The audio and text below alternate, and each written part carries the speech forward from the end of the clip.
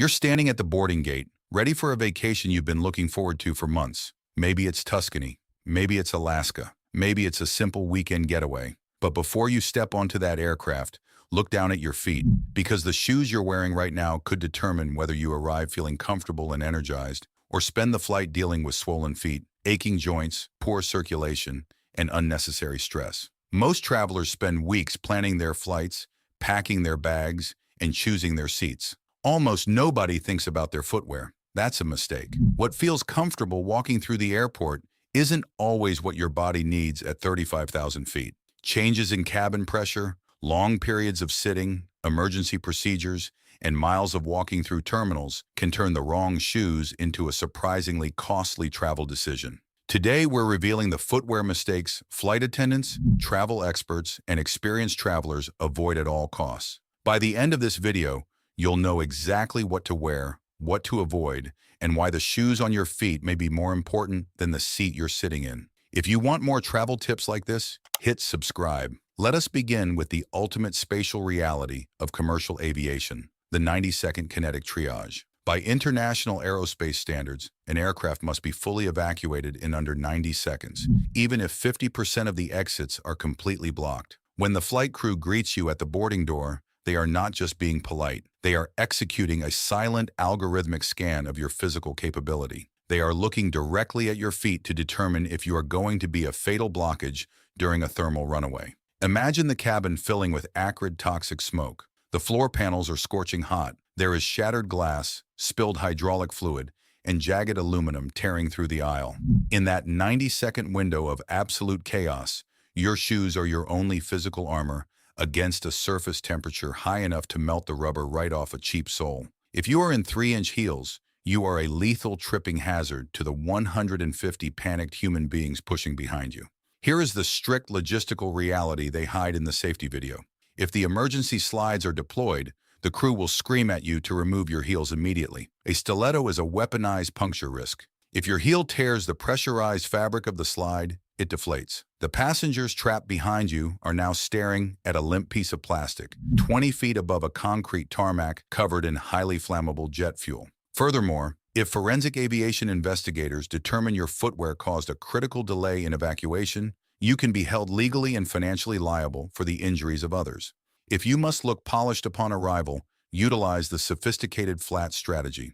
Deploy orthopedic, pointed-toe flats that mimic designer aesthetics, but contain the internal chassis of an athletic shoe. Keep your heels secured in your personal item. We must now deconstruct the peripheral edema trap of the open-toed sandal. You are flying to Hawaii, and you want to be in vacation mode immediately. From a physiological standpoint, this is a disastrous decision. At cruising altitude, the cabin is artificially pressurized to the equivalent of 8,000 feet. Your blood chemistry fundamentally alters. Your veins dilate. Gravity forces the fluids in your body to pull heavily toward your lower extremities, causing your feet to swell by up to a full shoe size. If you are wearing a flip-flop, there is zero structural compression. Your foot expands outward, and the thin plastic straps violently cut into your expanding skin, creating invisible micro-tears. Now combine those micro-tears with the biological pathogen grid. The aviation industry desperately hopes you never think about the carpet beneath your feet. It is a microscopic graveyard of human skin cells, spilled sugar, and bodily fluids that miss the mark in the lavatory. If you are wearing sandals, your exposed skin is resting mere inches from a thriving breeding ground of E. coli and MRSA. If you walk into an airplane lavatory in bare feet or open sandals, you are committing a profound act of biological surrender. You are actively sponging pathogens into the micro-tears on your heels. Your baseline requirement to cross the aircraft threshold is a solid-soled closed-toe structural shoe. Next, we must analyze the vascular tourniquet effect of the heavy, high-laced boot. Travelers wear heavy construction or fashion boots on the plane to save weight in their checked luggage. You think you are saving $50, but you are actively sabotaging your circulatory system. Your calf muscle functions as your body's second heart.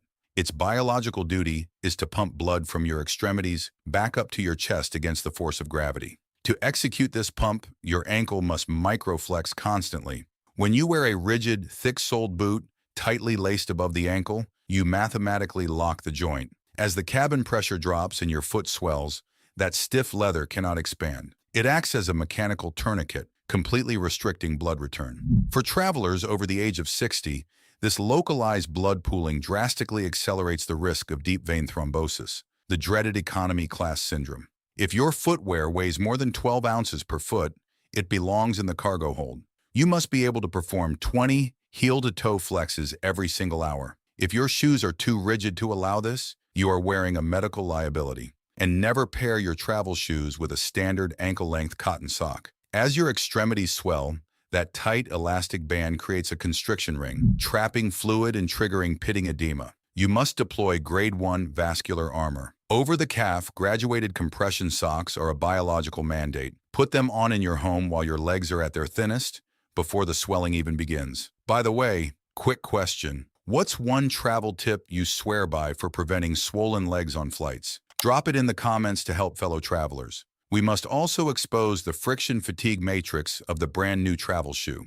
You bought crisp, stiff leather loafers specifically for this trip. You board the aircraft, your feet begin their inevitable swelling, but the rigid material of a virgin shoe refuses to yield. The constant friction against a tight toe box manufactures a deep, agonizing blister. Here is the unseen variable. Cabin air operates at less than 20% humidity. This brutal atmospheric dryness strips your skin of its natural elasticity, making it highly prone to microfissures. By the time you land and attempt to walk 2 miles across European cobblestones, that blister will rupture. You are now at a 3 times higher risk of a staphylococcus infection. The strict protocol is the 14-day break-in rule. You must wear your designated travel shoes for 30 minutes a day for 2 weeks prior to departure. If you feel even a fraction of thermal friction in your living room, that shoe is instantly disqualified from the flight. Now let us deconstruct the absorbent thermal trap of the breathable mesh sneaker. Brands selling ultra-lightweight, mesh-top walking shoes are incredibly popular because they feel like air. But on a commercial aircraft, breathable means highly absorbent.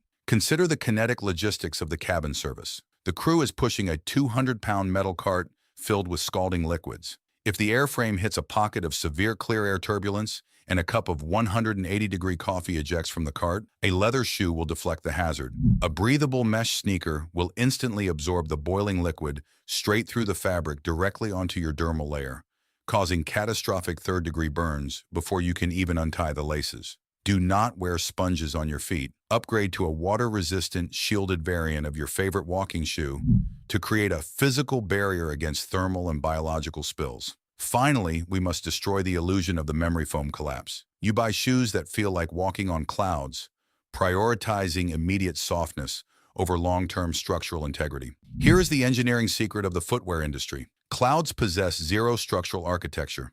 When you are navigating the massive logistical grid of Heathrow or Atlanta, carrying 20 pounds of luggage, you are not just walking. You are bracing your skeleton against uneven surfaces and the aggressive stop-and-start rhythm of the terminal. Under the constant pressure of your body weight, memory foam completely compresses to less than a millimeter of material within 10 minutes. Without a rigid arch chassis, your foot flattens entirely, violently pulling on the plantar fascia tissue. You sit on the aircraft for 6 hours, allowing that inflamed tissue to tighten and freeze. When you stand up to deplane, you experience the agonizing, knife-like pain of acute plantar fasciitis. Execute the twist protocol. Take your travel shoe and attempt to wring it out like a wet towel. If the center of the shoe twists easily, it is structurally void and strictly prohibited for travel. A safe shoe only flexes at the ball of the foot. Traveling the globe is a profound privilege, but the environment of transit is entirely unforgiving. You have spent decades working to earn the right to explore the world.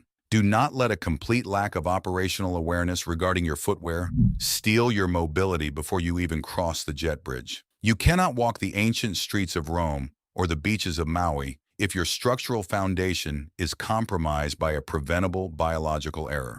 When you select your footwear, do not ask if it looks trendy. Ask yourself, will this architecture protect my anatomy when the environment turns hostile? Tell me in the comments below the exact brand of shoe that failed you on a trip, and let's dissect the engineering flaw that ruined your vacation. Hit that like button and subscribe to master the unseen forces of the modern world. Safe travels. Fly smarter, not harder.